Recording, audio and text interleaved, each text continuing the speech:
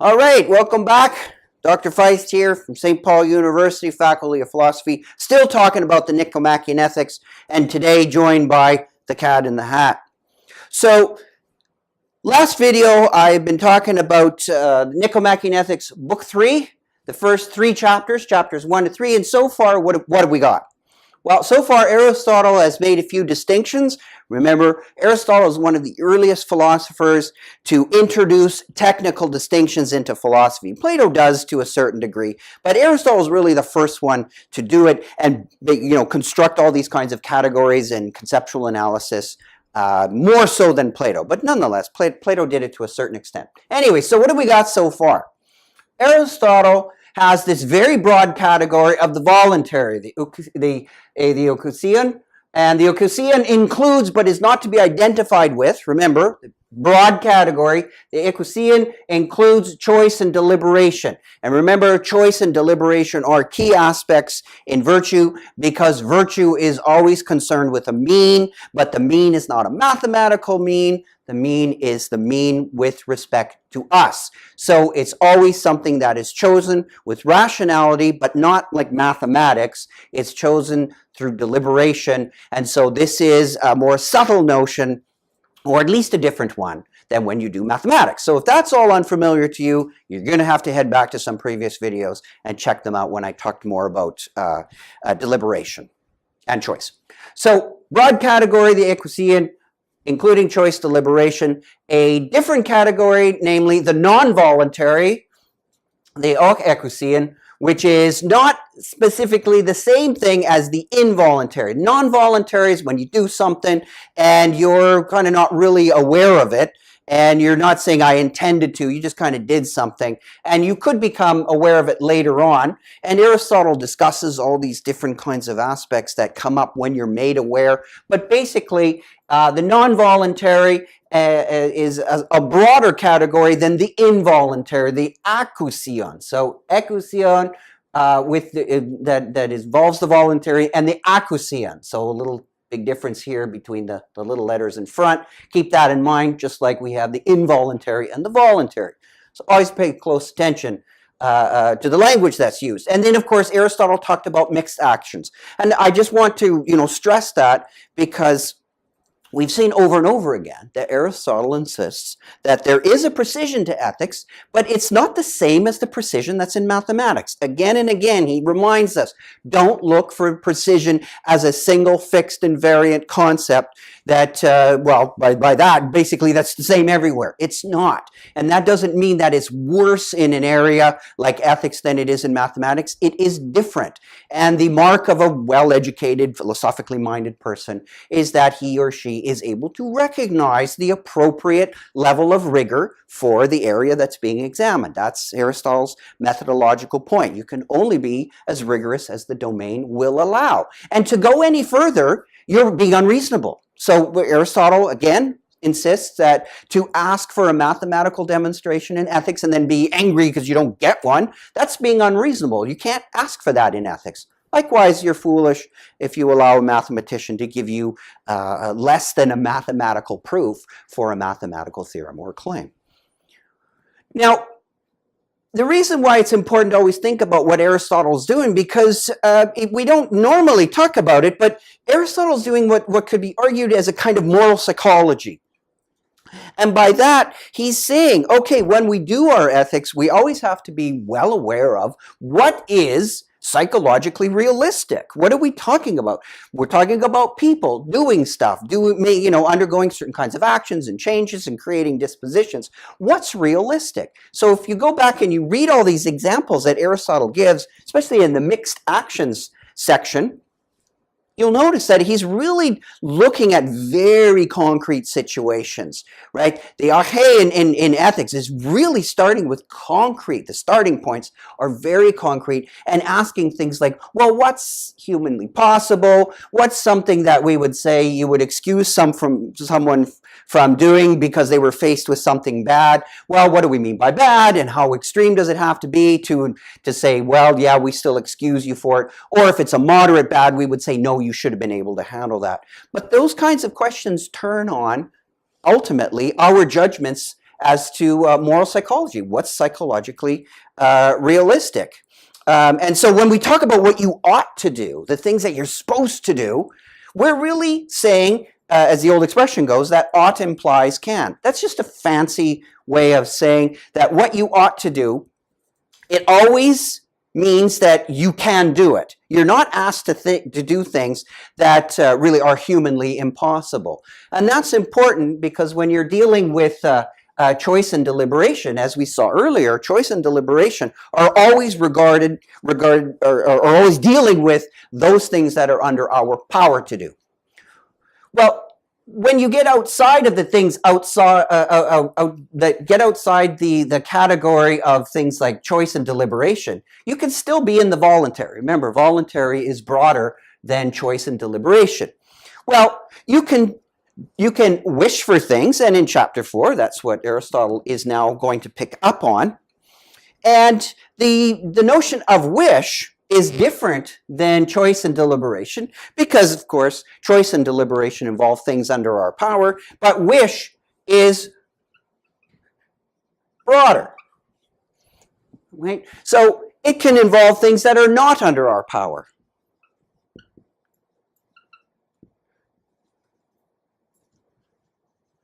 Choice and deliberation, as we saw, that play such a key role in the virtues, choice and deliberation involve means to ends. So these are involved in the means, choice and deliberation involving the means. Wish is broader, not under our power. Wish really concerns itself with ends. So in that sense, the notion of wish is, you can think of it as kind of a broader notion, but it's really concerned with something different. It concerns itself with ends as opposed to means. So it's not deliberation, not decision. It's a concern for ends. That's the notion of what we use the term wish for. Now, Aristotle at the beginning of chapter 4 notices a few problems. He says things like, well, what exactly do we wish for when we're talking about ends? So remember, it's a technical term. It's not just talking about anything, birthday wishes or whatever. He's talking about it in a very technical sense in terms of ends, right? Goals, the big things in life. So he says, well, if you wish for the good, and then you end up sort of selecting a bad end, then you didn't really wish for the good after all, and maybe then you know in that sense you didn't really wish. That's one problem if you tie the wish so directly to the notion of the good. Well, how about if you say something like this? Aristotle remarks, well, what if what is wished for is not necessarily the good, but it's what appears to you as the good? Well, he says that also runs into some troubles because then that makes the good entirely subjective, right? It's just, well, whatever is good and what I wish for is just ultimately what appears to me. Aristotle is not really satisfied with either of those alternatives, and he says, well, look, perhaps neither of these. And Aristotle's language is also, again, pay attention to when you're reading these texts, because Aristotle is not terribly draconian or certain about a lot of these things. He's saying, well, it doesn't seem like these are a good way to go. Perhaps a better way to go is something like this.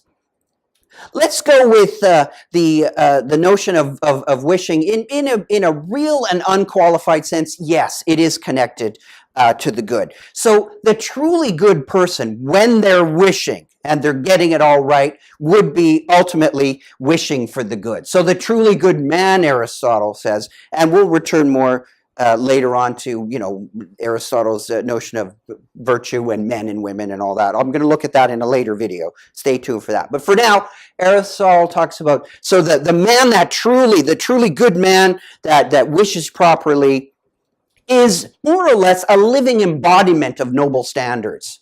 And we're going to see later on that this concept of the noble plays an important part in Aristotle as well, because in many places he will say that really the end of virtue, the ultimate end, is the noble, is to be a noble person. And so the truly good man is the embodiment of these noble standards, the standard for what is good and pleasant, but properly pleasant. But you want to be careful about the notion of pleasant and virtue, because not all virtues involve pleasure. And as Aristotle will say later on, not even the exercise of virtues always involves pleasure. Sometimes it can be anything but. So Aristotle, again, at the end of this chapter, stresses, be careful about pleasure, because from the cradle, he's warned us that we are more or less pleasure-seeking creatures. And so we have these natural inclinations. They're not the same thing as saying that they're absolutely given by nature and they lock us in like an essence that you just seek pleasures. But that's the way we tend to go. So you always have to be careful to try and avoid being swept up by your pleasures. In other words, you can avoid being swept up by your pleasures. That's Aristotle's main point. You can put the brakes on them, you can moderate them. That, of course, this notion of moderating emotions and according to reason, choice and deliberation, that's what virtue is all about. But pleasure is one thing that does lead us astray. And so, and that's quite common in a lot of thought from antiquity. So that notion of wish being connected to ends, that wraps up chapter 4. Now, in chapter 5, Aristotle does what we could call a little bit of personal responsibility. A little bit,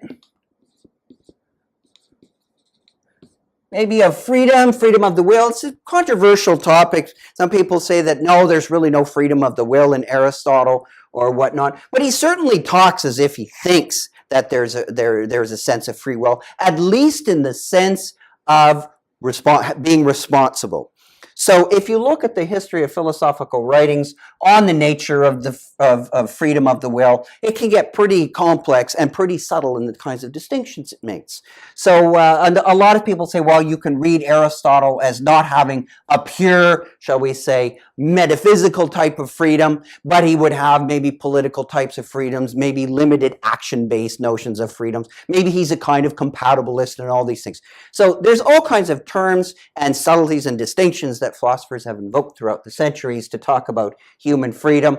I'm not going to dig into all that here. I just want to point out that Aristotle does lay a big emphasis on personal responsibility. Now, how does he do that? Well, he stresses, first off, if you recall, that all the big action with virtue and stuff is choice and deliberation, talking about means, and this is under the voluntary. So in that sense, when Aristotle talks about personal responsibility, right, he is talking about things that are under the voluntary. So with the will. So in that sense, we are talking about things in one limited sort of, and again, I'm doing a little hand waving here, sense of freedom. Right? So you're not locked in. And Aristotle is going to give a reaction to, shall we say, the locked in view of, oh, you don't make any real free choices when it comes to virtue. He thinks that's wrong. So virtue and vice. Virtue and vice are under the voluntary. So here we have virtue and vice. The two are under the voluntary. Okay, so Aristotle in this chapter, is really talking a lot about some fundamental symmetries. If you're free to act, well, if you're free to act in a given situation, then you're free not to act.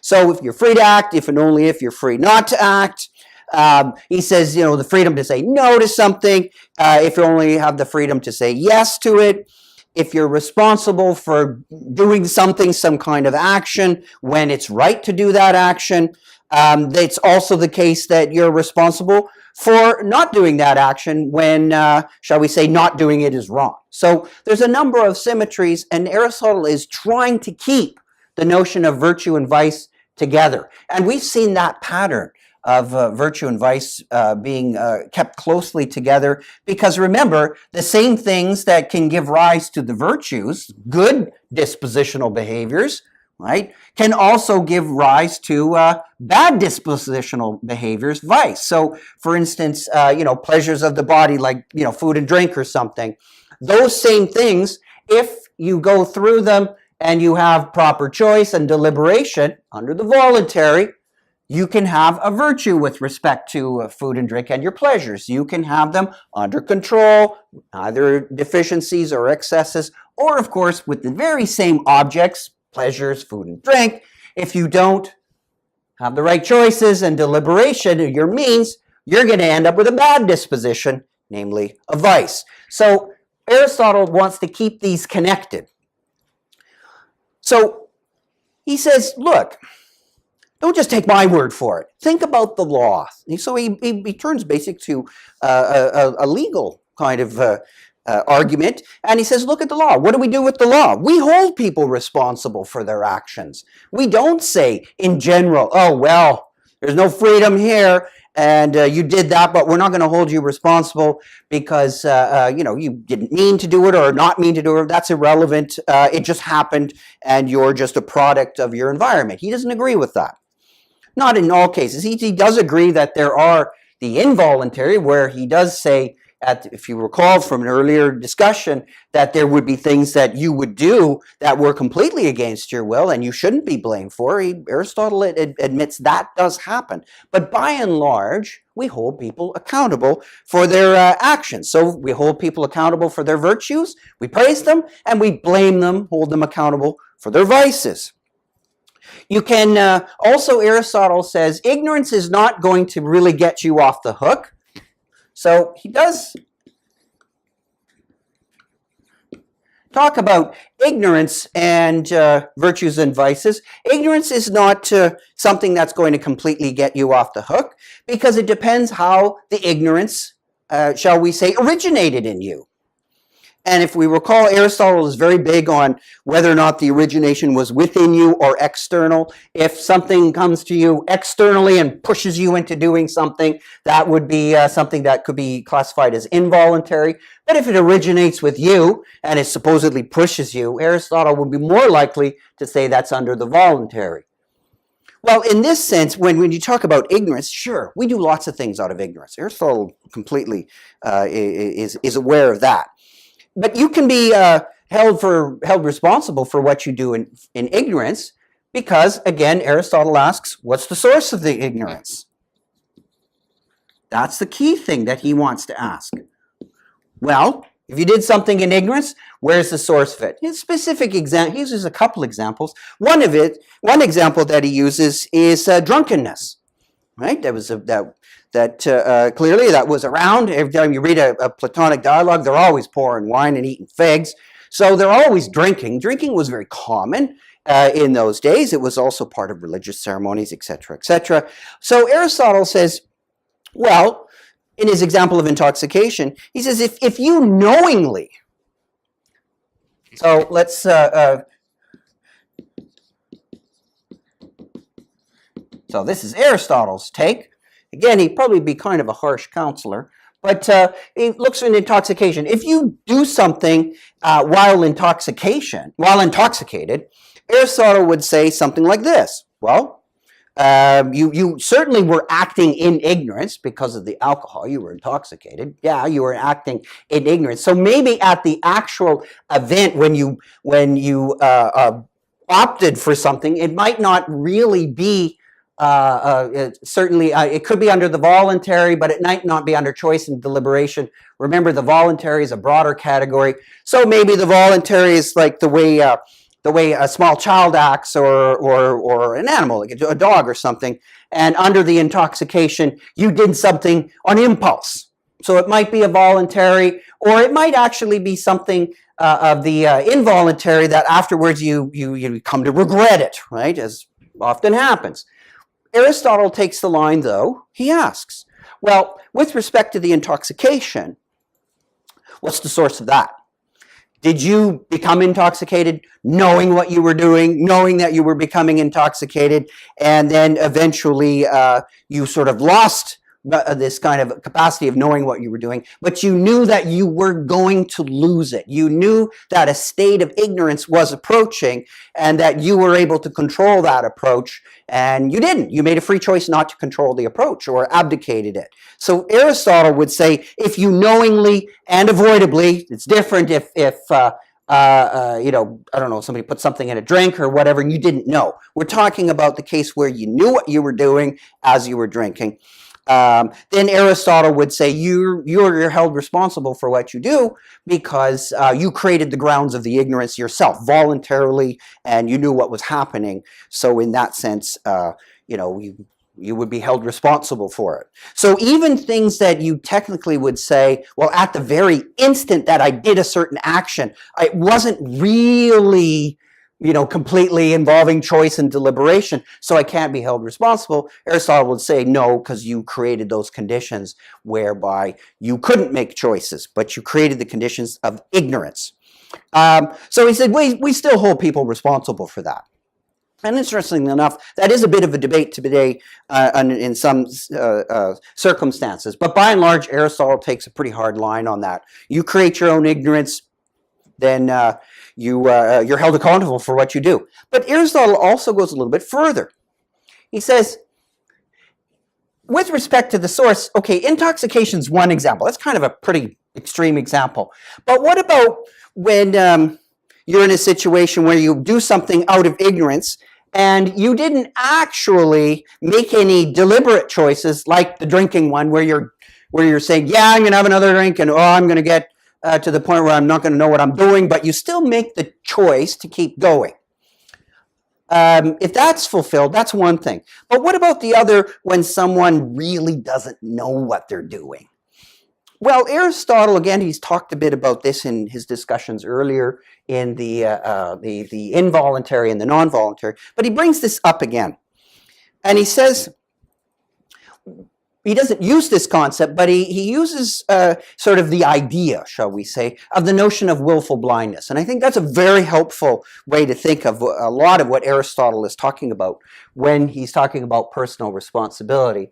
And he says, well, you might act out of ignorance in some way that, you didn't actually go and actively create the grounds of your ignorance that you did when you were actively, drinking.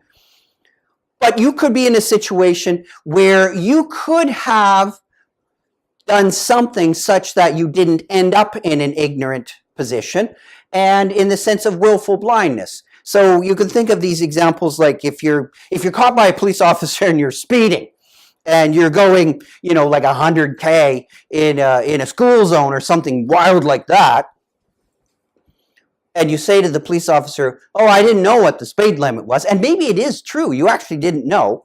I don't think many police officers are going to buy that. They're going to say, well, look, I'm not sure how you got your license without knowing, or whatever, maybe you somehow slipped through, but you should have known that. So in that sense, you would be told you cannot escape from something through ignorance if you say, well, I didn't actually know it. And even if you truly didn't know it, it's something that we would have a kind of a moral layer on top by saying, well, that's something you should have gone and found out. And if you watch a lot of legal cases, when people do try to say, well, I can't be held responsible for what happened in an organization or whatever, judges and juries will sometimes say, well, you were in a position such that you should have known, you should have inquired, you should have. And the modern notion is you can be charged under the idea of like willful blindness, deliberately kind of keeping yourself out of the know so that you can try and basically use the excuse that, well, I didn't know. Well, you should have known, or you could have easily known, and it's not a ridiculous suggestion that you should have gone and found out. So you can still be held accountable. So all in all, Aristotle is really saying, look, your character, the person that you are, at the end of it all, yeah, there's going to be some situations that go into the forming of it that are beyond your control. Sure, if you're born with a certain kind of body or whatever, and that's going to affect your character, or you're born in a certain kind of culture or whatever, that's going to affect your character. Sure, there's all kinds of things that are going to affect your character. But basically, as a whole, you're responsible for your character. If you go around and you commit various actions in life, you're building your character, Aristotle says. So your character is basically a large scale construction. And what's it made of? Well, this large-scale construction, of course, is the product of choices, deliberations. And these are under the will. These are under voluntary. These are things that, by the word choice, you choose to do, you think about doing, and you do. And you construct your character over a period of several years. And your character is what? A set of dispositions.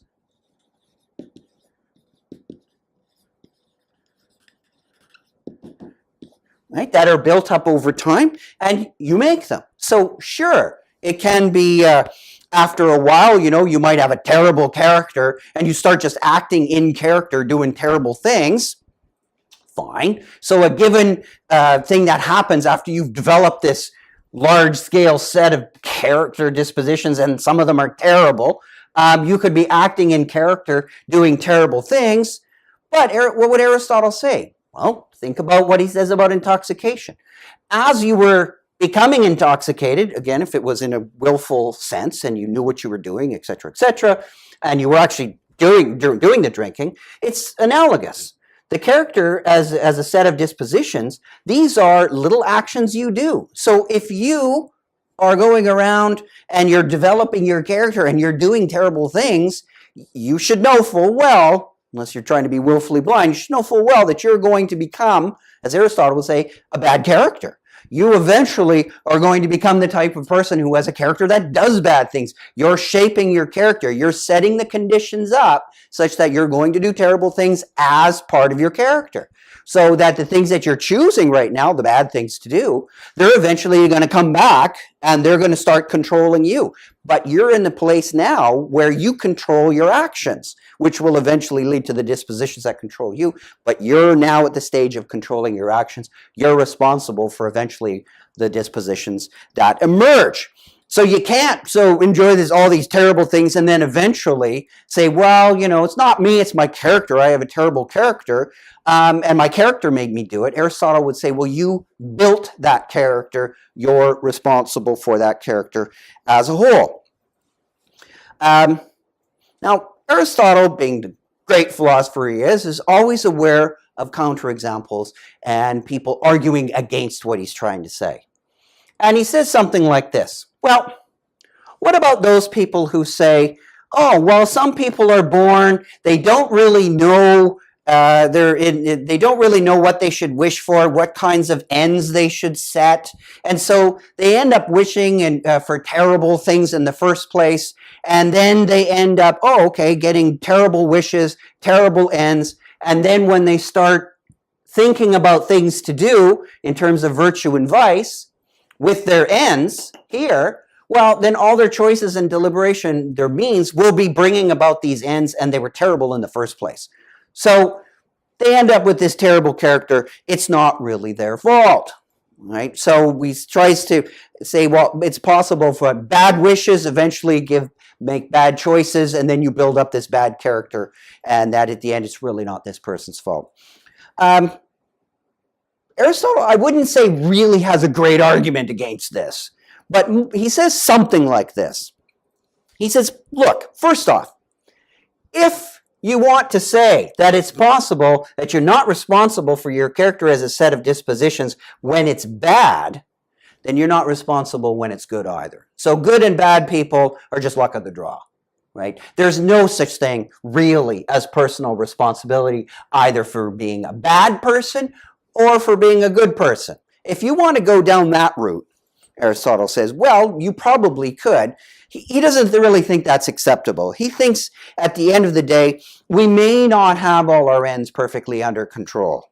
But he does want to keep that distinction that choice and deliberation involving the means is different than ends. So he wants to keep that separation of the notion of wish and the notions of choice and deliberation. They're all part of this broad category, the voluntary, but again, Aristotle has his categories laid out nice and neatly and tries to keep them as separate as he can. It's not perfect, but he wants to keep the notion that individual actions at least, those are under the control of the individual, at least in the stages of the formation of the character. So he's not, I wouldn't say he really offers us a rock solid argument, but again, what do I mean by rock solid? Well, maybe he's giving us the best kind of argument that you can get for the notion of choices and some kind of personal responsibility and freedom that you can have in ethics. No, it's not a perfect knockdown argument, but that's about as good as you're going to get, because it does dovetail with the notion of the law, because once you start saying, oh, well, there's a character with a set of dispositions and they did a bad thing, it's not that person's fault, well, then you've given up really the notion of even legal responsibilities. And that could lead into a very difficult society to govern if people weren't held responsible in any way. All right, so, and this, of course, is with us today. It's very complex. How much? There's all kinds of studies now, and judges are now starting to think of how much do you take the external environment into the shall we say, the large-scale construction of the character, such that certain kinds of dispositions may be the result of the environment, and it's not really fair to blame the individual. So this problem that Aristotle was worried about, a couple thousand years ago, is still around today. All right, so virtues and vices, they're on the same footing. You either accept that they're under our control, or you say none of them are under our control. And Aristotle, as I pointed out, is really on the side of personal responsibility, at least in a limited sense. Not everything, because he does agree that there are some things that are non-voluntary, involuntary. It's not just you're responsible for absolutely everything. Aristotle is no Sartrean. He's not like Jean-Paul Sartre. He's like, yeah, you're responsible for everything. He's not like that. Nor does he think that, nor is he a strict determinist to say you're not responsible for anything. He's trying to carve out a middle path.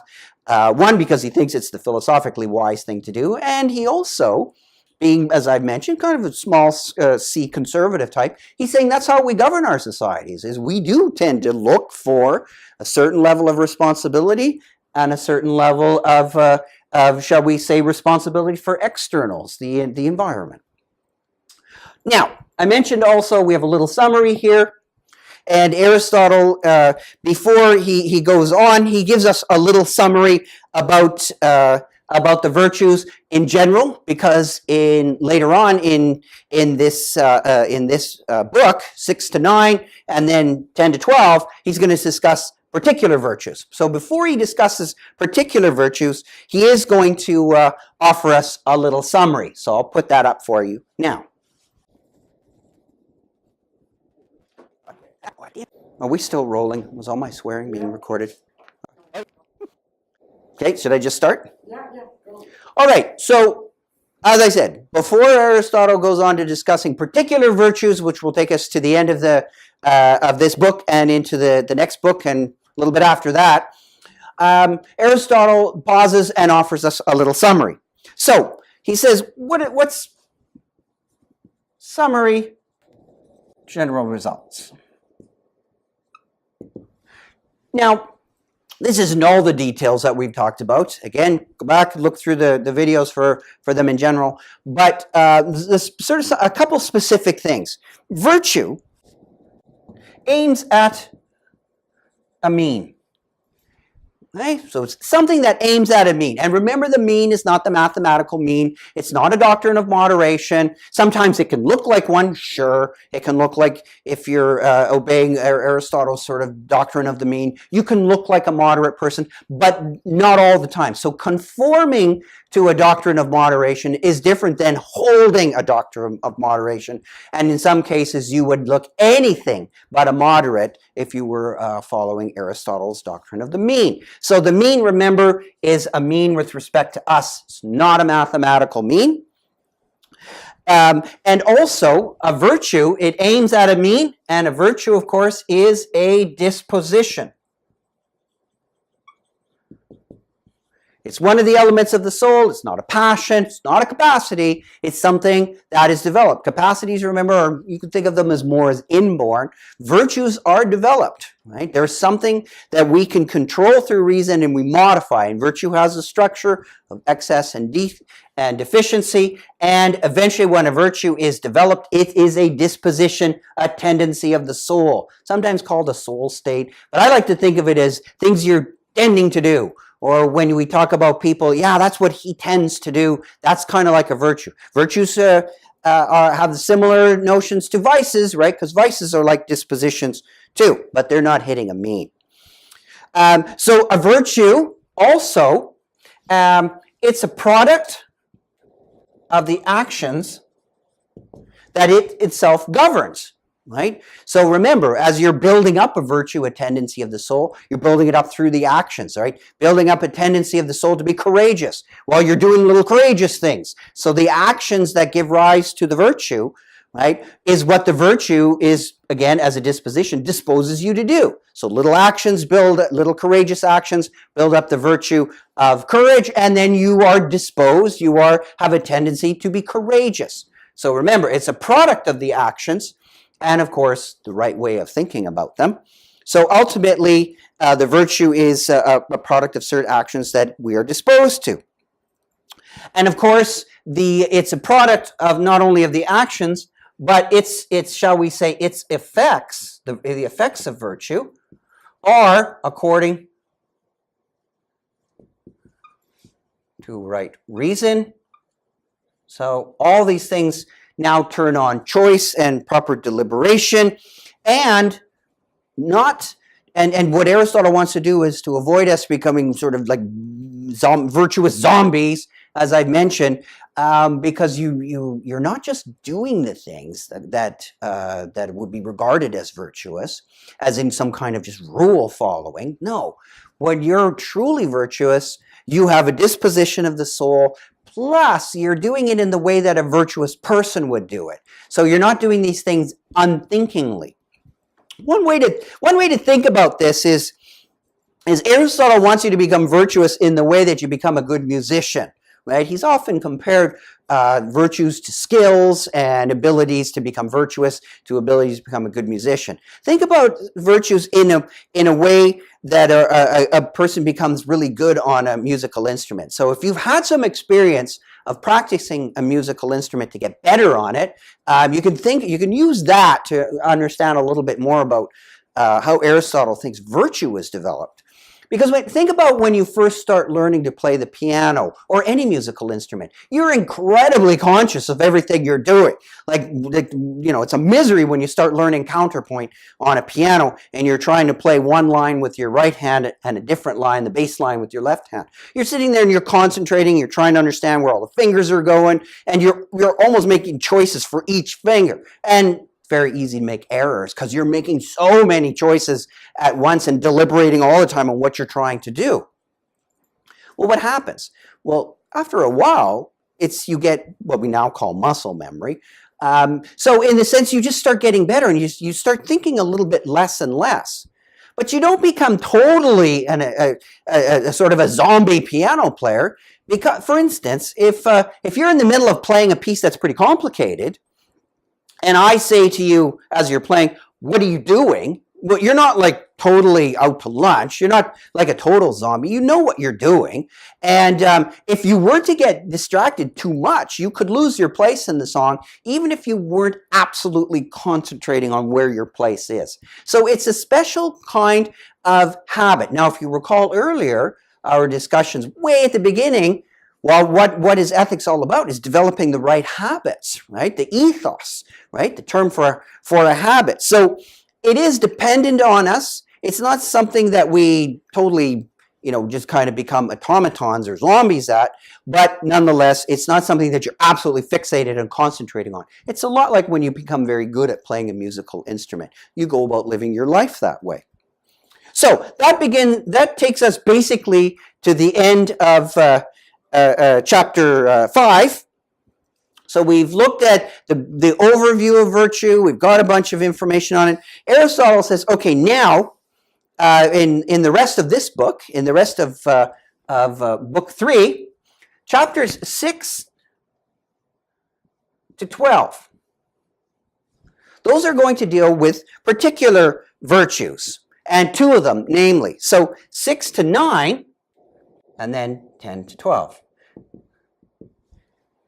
6 to 9, he's going to an in-depth discussion of the virtue of courage. And when you go and you read these chapters 6 to 9, you're going to see Aristotle analyzing, applying, and philosophizing about the notion of courage. What exactly is it? How is it different from an excess and a deficiency? What does it mean? How does it change? And courage is going to, not surprisingly, since it's a mean for us, it's going to depend somewhat on the context and the us, right? That is the person that you're speaking of. So courage could look different in different circumstances. So it's not going to be this nice, easy, ironclad rule. And even after all this analysis, Aristotle, he doesn't say, well, there I go, I've exhausted the notion of courage. No, he says, let that suffice for us to have a sufficient but a rough outline of the notion of courage. So you'll get a variety of discussions here, but Aristotle is not claiming by any means to have totally nailed down the notion of courage. In another video, I'm going to go a little bit more into what he means by courage, because I want to pull out a little bit of the important connections that it has to Greek society. So, but that's a different video where I want to tie Aristotle more to his cultural heritage. But for now, it's just a general in-depth discussion of courage with an eye to all the stuff we've seen in the first couple of books of the Nicomachean Ethics. The second one that finishes off this book 3, chapters 10 to 12, is a discussion of temperance. So same thing again. Aristotle is going to go into all the details of what temperance is, emotional aspects, and how it relates. And then basically after those discussions, the book essentially just breaks off, and then Aristotle says, I'm going to turn to some other virtues. So a number of scholars have pointed out that not all the books seem to be all that terribly well organized. And this gets into a question of the historical transmission of Aristotle's texts and all the complexities that are involved with those. And as I mentioned in a previous video, yeah, we really aren't entirely 100% sure as to exactly how Aristotle organized all these works. And we're not even sure if these were really his finished product.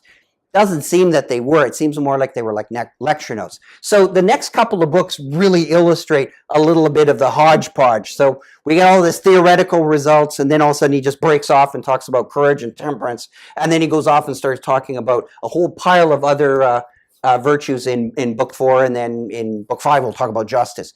Why these particular virtues and not others? Well, that's again a question for, I think, more of the cultural context of Aristotle. And we'll look at that in an upcoming video. Stay tuned. Thanks.